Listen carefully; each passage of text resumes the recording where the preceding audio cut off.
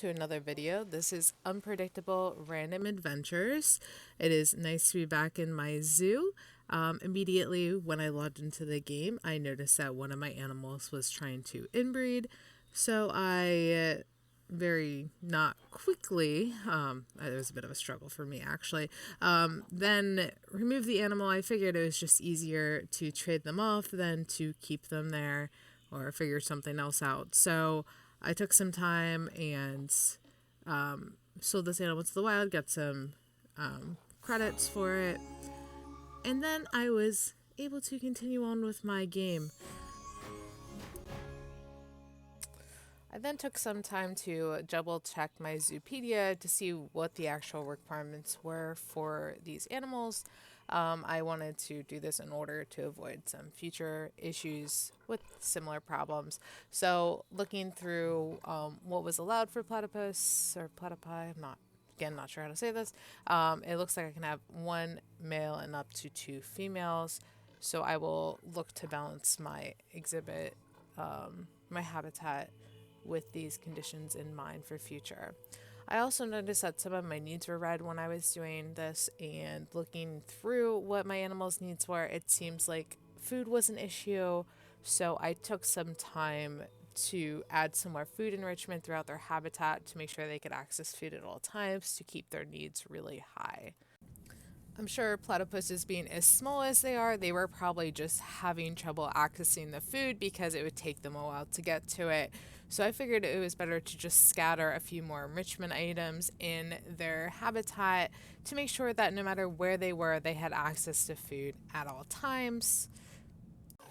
I did decide to go ahead and purchase another animal. I figured I may as well get another female to fill out this enclosure a little bit more. It is a huge enclosure for two tiny, small little critters. So I may as well get one more to make it look more full, especially since they have such low animal requirements. There's only like 3 at most and maybe a couple. I think they're called pups. So let's get another one to help fill it out.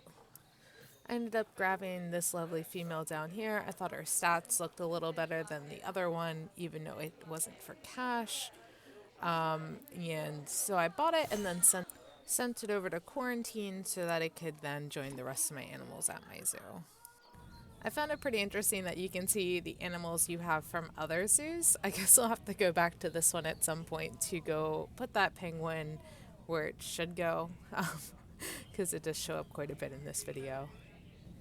So I'm pretty much done with everything that I want to do with my current enclosure, and now it's time to start the fun job of picking our new animal for our next enclosure.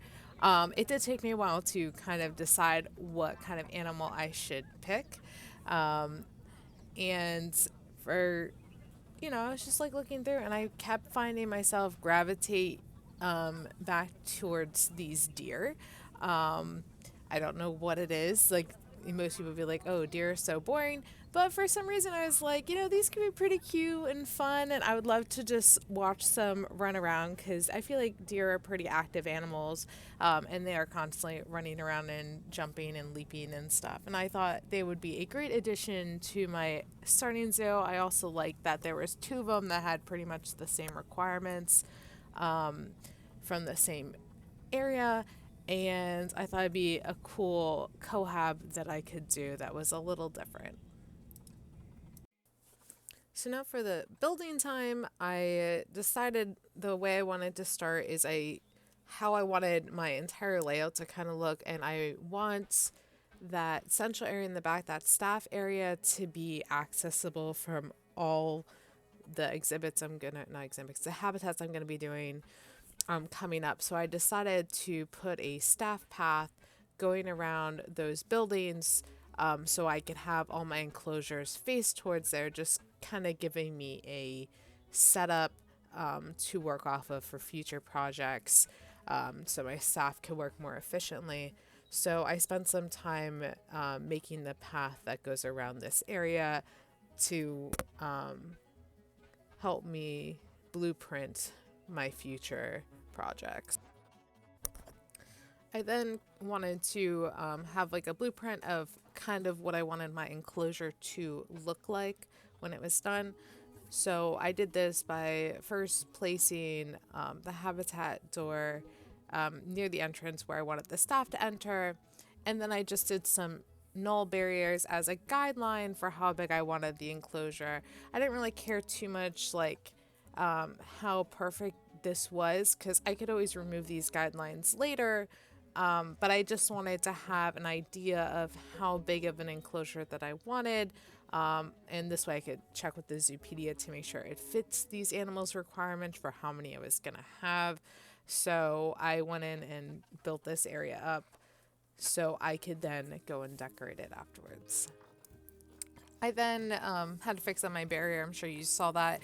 I didn't quite go the right way when I was building it. Again, no big deal. I just removed the one that wasn't connected to right and then re-put my door in because I deleted it by accident. But again, no big deal. It happens. I then named my barrier. I wanted something more unique than Habitat 10. This way I could tell at a quick glance exactly what was in this enclosure when I'm going through my menus. I then did the same thing with my penguins. I did, something a little bit more unique and interesting because I like to have smiles when I go and look at my animals, and part of that's naming too.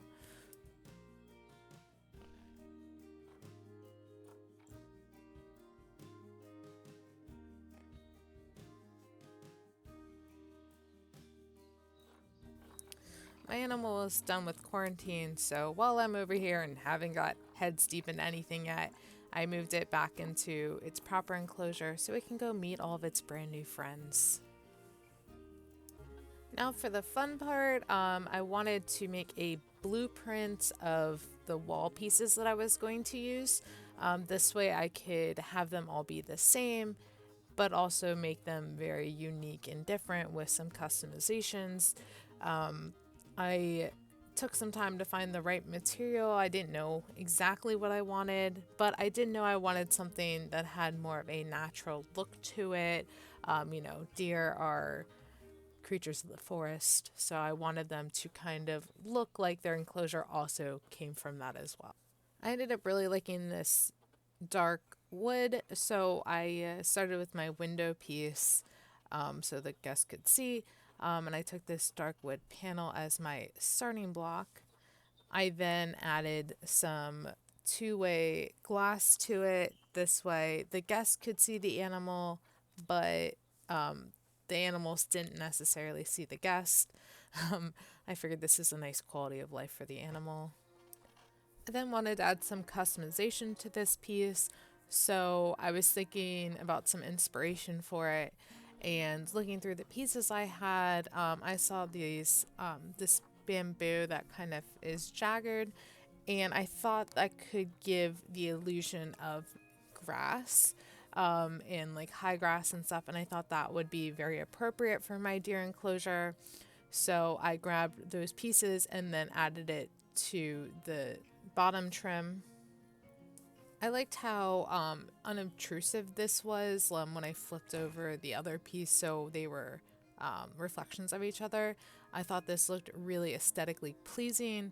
I did take my time making sure everything was lined up nicely. It's easy to do it when you only have the blueprint to make sure that that looks the way you want it and then replicate it a million times.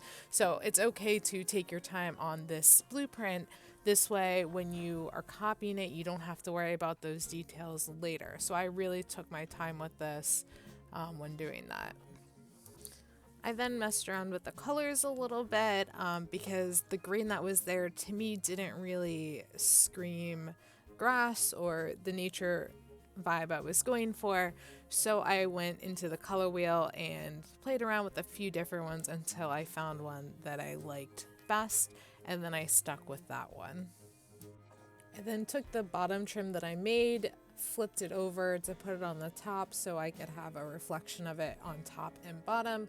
I know that kind of goes away from grass because you just trim one side, but I also was trying to mimic like the canopy as well because there's always trees overhanging over top and greenery coming from both sides when you're in a forest. So I was trying to give that naturey vibe with green coming from both the top and the bottom. I liked how my blueprint was looking so far, but yet I think there was still more that I needed to do. It wasn't quite the vibe I was going for yet. It is getting there, but I still had some more things I wanted to do. So I started to look through my pieces to get some more inspiration of things I could do, and I ended up finding this piece right here. It wasn't quite the look I was going for, but it gave me inspiration for this next piece, which was this little grass piece. And I was like, oh, this is perfect. This really, really gives the illusion of grass. And I thought it would look really, really cute in the corners over here. Like there's little tufts of grass coming out. So I placed it on the two sides of my wooden piece. And I thought this is looking really, really good now. I'm getting some good progress. I also wanted to do something at the top too, and right below that grass piece was this piece right here, which kind of reminded me of vines, and I thought this would be really cool. Although I know deer aren't necessarily from the jungle per se, I thought it still gave an upper like canopy vibe of like a forest, so I thought it would look really cool. Plus, I really love geometric shapes, so I had a lot of fun flipping this piece around and getting a really nice aesthetic, like geometric looking motif. I felt really good about this blueprint that I made for my window pieces, so now I wanted to make my solid wood pieces, so I went and grabbed the same wood but a full wood panel versus one that had a window in it, and I copied over my design of all of my vines and grass over to my wood slab. Again, because this is my blueprint, I really took my time to make sure everything lined up and looked nice where it is, especially in conjunction with another piece. This is the time to really rule out any errors or anything that might look a little off. You want to do it now before you go and copy and make a bunch of them and then have to redo each piece individually. While I was doing this, I noticed some of my pieces weren't laying nice when I directly copied them over to the solid piece versus the glass, the one with the window frame. So I did have to do some adjusting, and this is why taking things in pieces sometimes is helpful. So I did do it piece by piece in the end, or maybe smaller groups of pieces, so I could get the aesthetic I was looking for. When I came to copy the bottom over, I instantly realized that the motif I was trying to give didn't come off how I wanted it to look. I wanted the tufts and grass at the center column between the two different pieces. I wanted them to look like it was grass going outwards, but when I laid them over top of each other, I quickly realized that the grass was over top of each other and didn't give a good motif. So I then had to change the grass tufts to flip the other direction so that they looked how I was hoping they would look. And this is part of the trial and error, because you might think something looks great, but that's why it's good to also have a few next to each other so you can see what it'll look like as the final product. I copied over my bottom decoration to the full length wall piece and added over there. I then did some adjusting to make the grass look like a better picture of grass. I wanted my tufts to line up and look nice, did a couple tweaks. Like I said, with the two pieces side by side, you can kind of see how things lay together, and I wanted to make sure that everything laid flush with the sides and they looked good when they were next to each other. Part of this was bringing the grass to the foreground a little bit more, so it was all the way in front. And then I also went back and made sure my vines were also like perfect as well. All these little details, again, they do take time, but they end up giving you a much nicer finished product when you're done. My templates are now completed, so now we can go and build my habitat enclosure. I did have some struggle because, again, this is the part I struggle with, which is the mechanics of the game. But, moving the pieces around and figuring out how to lay them out. As you can see, I grabbed that piece there and it was missing part of the grass, the bamboo that was at the bottom. So there was some trial and error of getting this right and figuring out how to place it and move it around, but I eventually did it. And the workaround I ended up figuring out was that I had to split this group up and then make each of those wall pieces their own group. I'm not sure if that's the actual way to do it, but that was the workaround that I ended up coming up with that worked for me. So I split those groups up, remade them, and then started moving my wall pieces. I was trying to also think of viewing areas as I was building this enclosure. I decided that as to start off with, I wanted the bottom here to be a viewing area, and go all the way across so the guests would just kind of walk straight across to it. And I was also thinking that the path I already had built would be another viewing area. So I was trying to figure out how many panes of glass I wanted them to be able to, how many windows I wanted them to be able to see through. And I decided, four initially. And then as I got to the end of how big of an area I wanted, I realized that it didn't quite fit as nicely. So then I went back and readjusted how many window pieces I had, and I ultimately decided to have five window panes, and then three solid panes, and then another five window panes to kind of keep it geometric and nice. I then tried to make a group with this whole line of wall pieces that I already had and put it on the opposite side to have them be parallel to each other. But I was having no such luck with this. I kept trying and trying and trying, and I was getting frustrated with it. So I just had to put it down and stop. If you have any suggestions on how I can do that, or any information to let me know for next time, that would be wonderful. But I decided to not let it put me down or anything, so I just continued on painstakingly placing one wall piece at a time. But sometimes that's what you have to do, and that is what it is. I was getting a little frustrated because I wasn't able to duplicate that one side, and also for whatever reason my internet kept coming out. I cut that from my video, but it's important to know that there are always other things going on behind what you see. So I was getting a little frustrated with things, but I wasn't going to let it stop me because I was still overall in a good mood, but I really wanted to finish this enclosure in this video. I started laying out my other viewing wall, which is along the other path that I already had made from my previous enclosure. And I wasn't as detailed with this one. I was like, let's just get it done. I did spend a lot of time making sure my corners were lined up and flush so the grass would look really cool from the corner even. I did end up going with 5 viewing areas in the front, then a section of 4 solid wall pieces, and then I just did windows up until the end of my path. I knew later if I wanted to, I could swap those out, but I wasn't really sure where I wanted to put all my guest paths yet in my zoo, so I just kept it simple to start off with.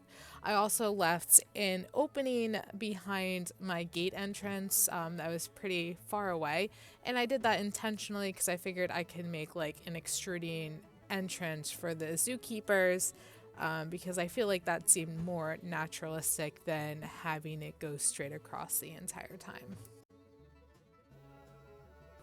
For my remaining walls, I decided to stick with the solid pieces around pretty much for the same reason. I didn't know exactly what my guest paths were going to be like, so I didn't want to have viewing areas over there right away, depending on how my zoo branches out and everything. I could add this in the future. And again, I was still a little bit frustrated, so I was just like, let's just finish this enclosure so I can get to more fun things that I'll enjoy doing. I know I'm talking about my frustrations a lot in this video, but it is part of human life to get frustrated, and I wanted to let you know that when you're playing this game or any other game and you get frustrated too over little details and stuff, it happens to everybody. So I wanted to include it and also include the types of things I did to overcome it as well, to help give you motivation or inspiration when you encounter these types of things. And for me in this case, it was just get it done. Let's just finish the part that's frustrating us. We can fix it later. It's not a big deal. Everything in this game is editable. Like, just because it's like this now does not mean this is the final product. So please don't get discouraged and keep loving and playing the games you love to do. As I came to finishing the end of my enclosure, you can see that I was already like in a much better spirit about it. My last piece didn't quite line up perfectly, like my corners were a little off. But at this point, I was like, I don't mind. It's okay. It's closed and everything was good. So it's good to see that even though in the beginning, with all the laying of the tiles and everything, I was very frustrated. At the end, I was very forgiving with myself and able to accept that things are not always perfect and that's okay.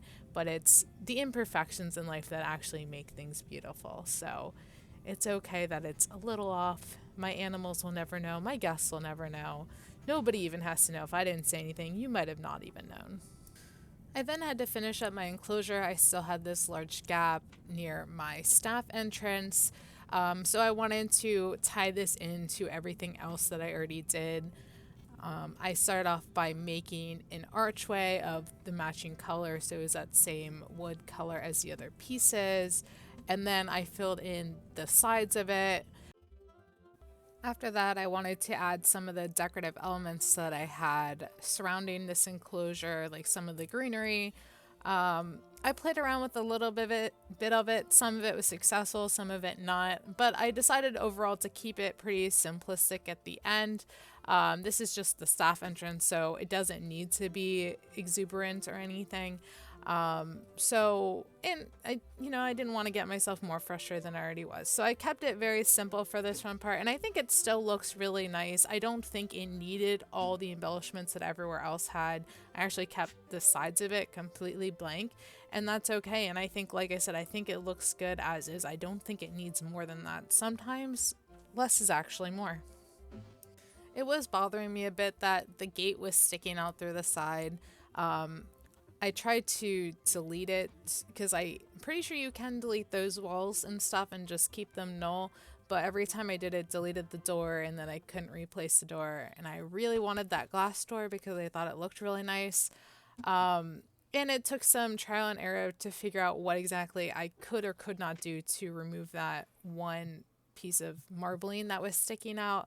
I ended up just moving the wall piece, and that ended up being a good workaround because I didn't want to spend forever just working on this one part. It really wasn't that big of a deal, and no one probably would have even noticed. I was actually hoping I could get the other side to have the same exact look, but in the end, I just ended up just moving my wall piece out a little bit and just fixing it that way. Looking at my entrance now, I think it needed a roof to help tie it in. Like, I didn't really like the weird cutout like as is, so then I was looking at roofing pieces I could use. I ended up going with a natural looking roof, again with the theme that I'm kind of going with for this enclosure. I really liked the bamboo, so I grabbed the bamboo and color matched it to the bamboo color that I used for the exterior of my exterior decorations. I then actually started getting some inspiration while doing that, and I ended up doing way more than I initially thought I would with this little staff entrance. But it's nice to see that even though traditionally the construction stuff seems to frustrate me more, I actually tackled this part of it very well and was very interested in building the structure that I ended up building here. The more I kept going with this, the more inspired I was getting, and I was really excited. And I was like, this would be a great enclosure for the animals to sleep in and all that, because they do need that somewhere in the zoo. And I figured this would be a great place to put it.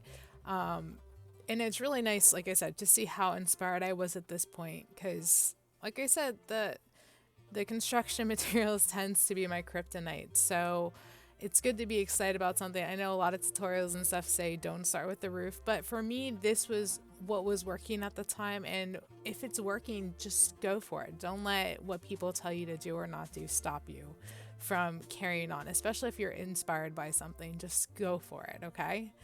Now that my exterior was built, I needed to fix up my barriers. Some of them went in and out of the enclosure, and I wanted to make sure my animals had access to the full enclosure.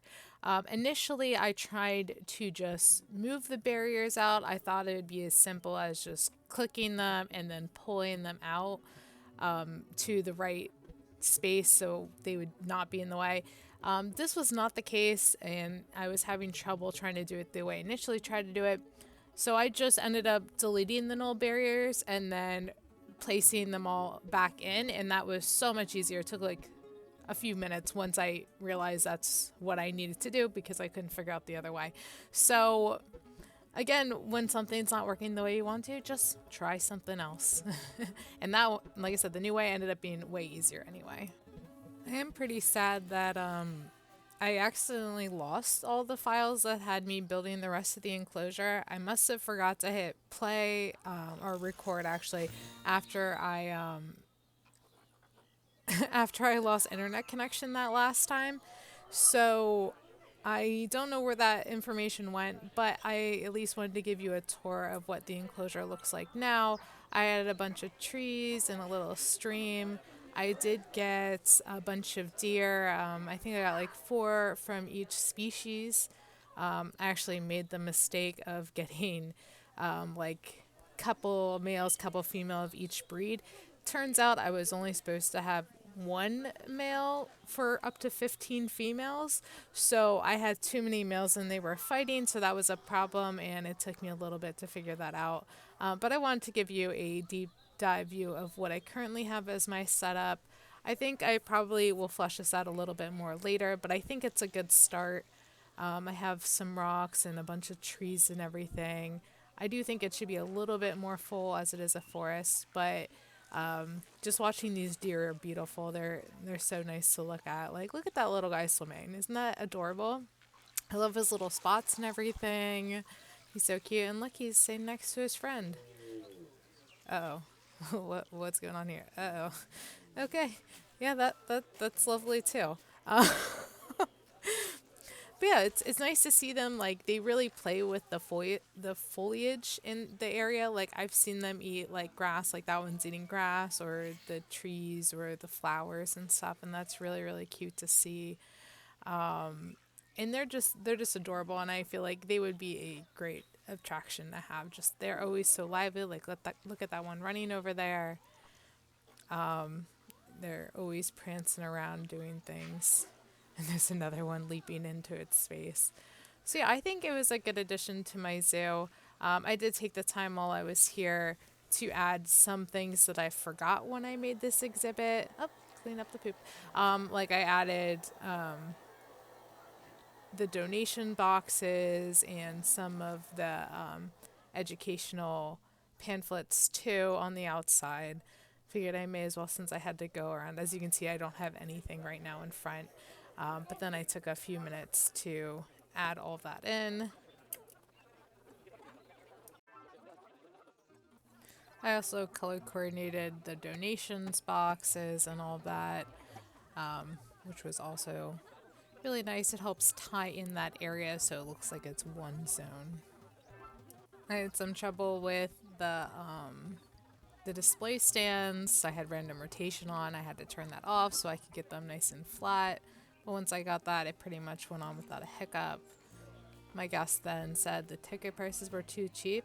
Always music to my ears, so I got to raise those prices as well.